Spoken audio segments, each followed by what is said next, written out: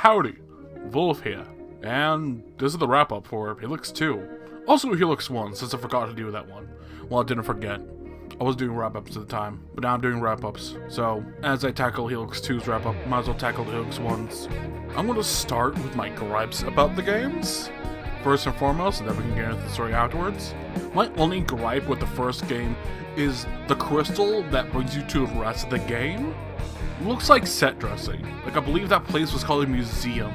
So, I just thought the big crystal in the center was just a big crystal in the center for decoration. No, that's the rest of the game. My gripes with the Hylics 2 is that the platforming had too many enemies. Your double jump wasn't really a double jump.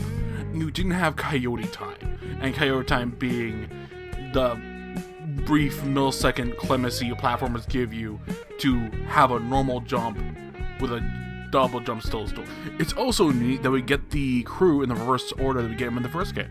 I forgot to mention that during the first recording. Now I have. My main issue with the game outside of the side-scrolling is that Link Mollusk doesn't have a list. Like, it has a lot of room in its info card to say, oh, this is what you can't transfer, or hey, this is what you can transfer. And I'm just now realizing it could have room for the charge descriptions. Like, hold off on the charge description until you get charge up, and then show you what it does, instead of just having to experiment with it. Hell, Wave Artifice actually has its like charge effect in there. I can understand like foam armor not having it because it's already filling up its card. Kinda wish I had it. My other gripe is that the status ailment effects, you know, with like foam armor having like the fucking shading foam on your health bar, it's like your health bar, or having to slash through your health with leaking, you can't see damage or healing numbers through that. And I kinda wish I had priority over those so I can see the big numbers I'm doing. I play Warframe casually. I'm here for the big numbers.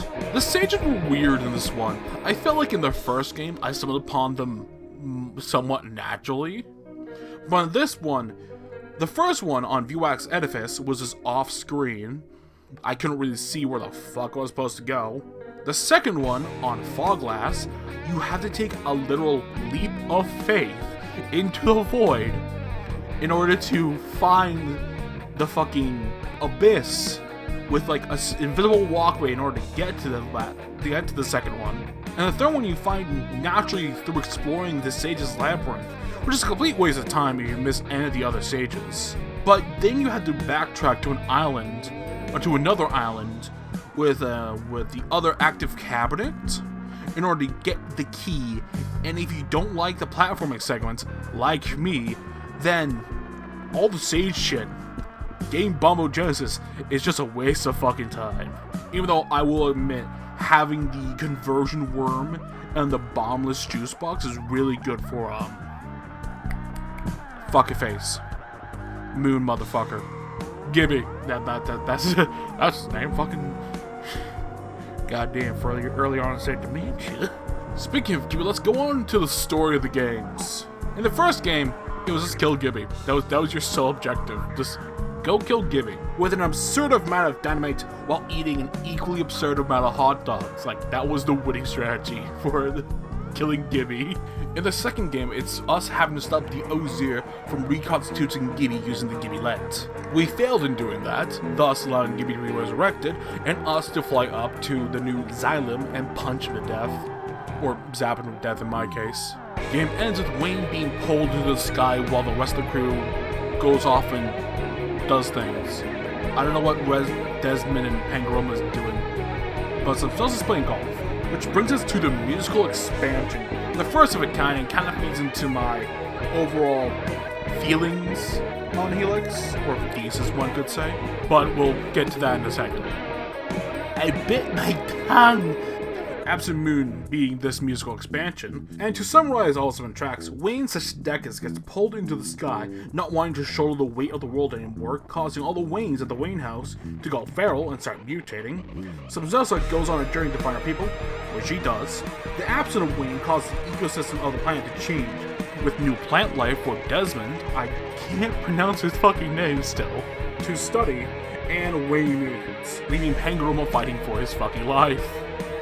Oh, and the Ozier got a botched resurrection, and he makes the protagonist for Hylics 3.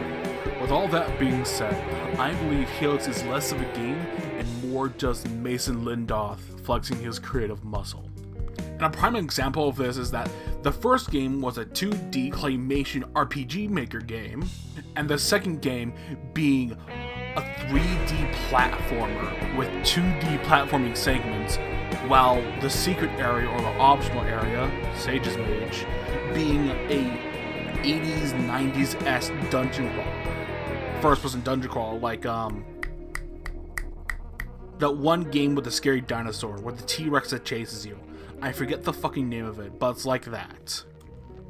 Before I wrap up this wrap-up, I want to say, the way Mr. Lindoth flexes his creative muscle is inspiring, and I wish to someday be able to flex my creative muscle to this degree. And that has been the Hylics 2 wrap-up, and hey, look at you little looking devil, you got 2 wrapped up for the price of 1. Pretty sure that's what the fucking...